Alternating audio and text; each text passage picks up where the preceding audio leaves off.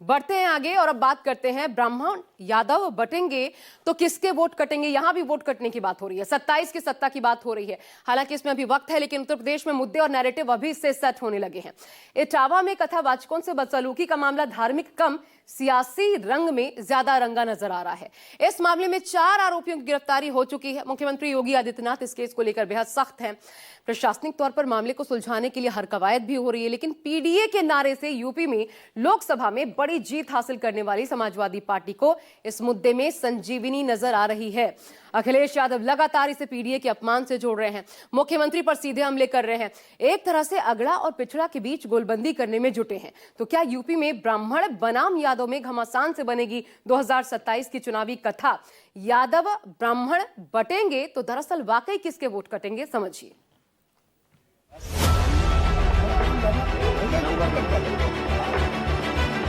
ब्राह्मणन के गांव में आके तुमने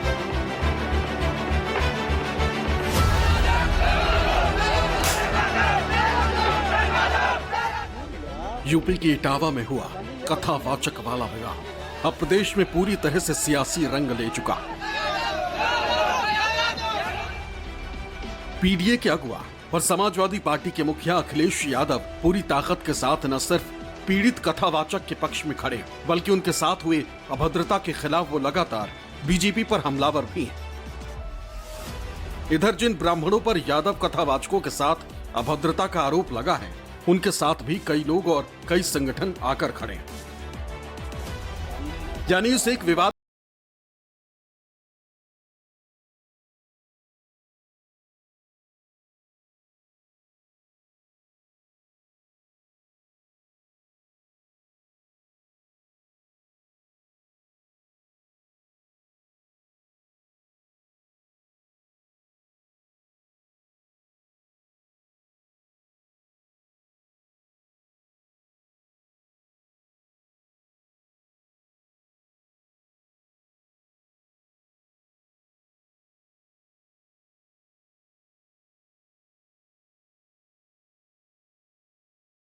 समीकरण ने यूपी में कथावाचक विवाद को पूरी तरह से सियासी रंग दे दिया है।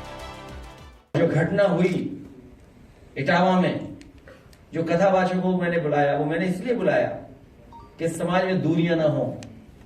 उस गांव में पहले भी ये यादवी कथा करके गए हैं, आप पता करवा लेना। आप उन्हीं के घर 2 बार कह चुके हैं। उन गांव वालों को सब पता है कि ये यादवी है कथावाचक, क्योंकि जिस परिवार को कथा करानी थी उन पे इतना संसाधन पैसा नहीं था कि लाखों रुपए वाले कथावाचक बुला लें। पिछली सरकारों को जातीय संघर्ष कराने से और जातीय संघर्ष के आधार पर प्रदेश को पहचान के संकट से गुजारने में उन लोगों को फुर्सती नहीं थी। वे अपने परिवार के लिए करते थे, उन्हें प्रदेश से मतलब नहीं था। समाजवादी पार्टी और बीजेपी में इस जुबानी जंग के पीछे असल वजह वही दोनों पार्टियों का कोर वोटर है। यूपी में ब्राह्मण मतदाता 403 में से 115 विधानसभा सीटों पर निर्णायक प्रभाव डालते हैं।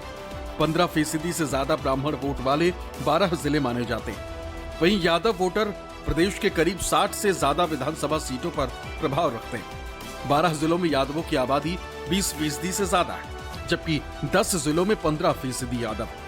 CSTS के मुताबिक 2017 में ब्राह्मणों के 83% वोट बीजेपी को और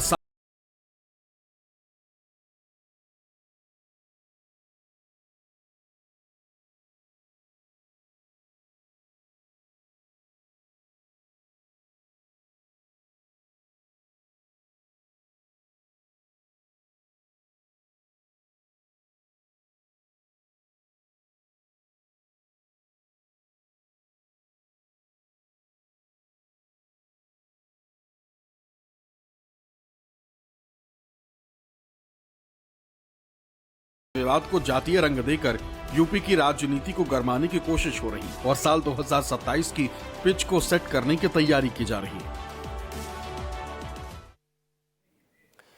तो दरअसल जो मामला अपराध और अपराधियों को सजा तक ही सीमित हो जाना चाहिए था, उसे इतना तूल क्यों दिया जा रहा है? तो इसके पीछे कारण क्या है ये समझिए। ये सीधा सीधा गोलबंदी का इफेक्ट नजर आता है।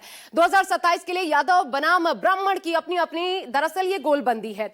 यादव जो कि सपा का कोर वोट बैंक और ब्राह्मण जो बीजेपी का कोर वोट बैंक, जिनकी अच्छी खासी आबादी उत्तर प्रदेश में है। 8 से 10% यादव आते हैं, जबकि 12 से 14% ब्राह्मणों की आबादी आती है उत्तर प्रदेश में। अगर आप पिछले 2 चुनाव को ध्यान में रखकर बात करें, 22 और 24 दोनों यानी लोकसभा और विधानसभा चुनाव के नतीजों को देखें तो क्या होता नजर आया? करीब 8 से 10% तक ये दोनों ही जो कास्ट है इनके वोटर्स का शिफ्ट दोनों पार्टियों में होता रहा है। अब अगर यहां ध्रुवीकरण होता है तो शिफ्टिंग को रोकने में बड़ी मदद मिलेगी और सीटों के मामले में बड़ा फायदा मिल सकता है, क्योंकि यूपी में लगभग ऐसे 12 जिले हैं जहां ब्राह्मणों की आबादी 15% से ज्यादा है। 11 जिले ऐसे हैं जहां पर यादवों की आबादी 20% से ज्यादा है। तो सीधा सीधा ये एक नैरेटिव सेट करने की कोशिश अखिलेश के लिए पीडीए के नारे को बुलंद करने में भी मददगार होगा और पीडीए के जरिए अखिलेश यादव 27 का सत्ताधीश बनने का सपना देख रहे हैं, जिसके असर को वो हर हाल में 27 से पहले तक बार बार रफ्तार देना चाहेंगे। यही कारण है कि अखिलेश यादव ने इस मुद्दे को भी हाथों हाथ लपका है। अब एक और कारण समझिए। तीसरा कारण क्या है? योगी सरकार पर पिछड़ा विरोधी होने के आरोप को और ज्यादा बल देना। यह आरोप जितना प्रबल होगा, जितनी बार लगेगा, पीडीए वोटों की गोलबंदी उतनी मजबूत होती चली जाएगी। अगर वाकई ऐसा हुआ तो 80% पीडीए की बदौलत योगी को सत्ता से हटाना, बेदखल करना उतना आसान हो जाएगा।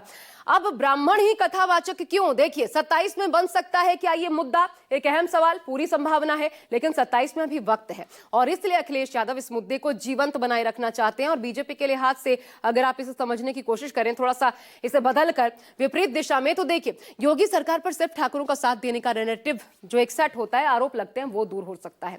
जब अखिलेश यादव दरअसल पीडीए को और बढ़ा करके 90% इससे भी ज्यादा बताते हैं, तो इसके पीछे कारण है ए फॉर अल्पसंख्यक। पीडीए में ए फॉर अल्पसंख्यक की जगह इसे ए फॉर अगड़ा के तौर पर पेश करना, और इसकी काट इस मुद्दे के जरिए योगी आदित्यनाथ भी खोज सकते हैं, यानी नफा नुकसान दोनों तरफ।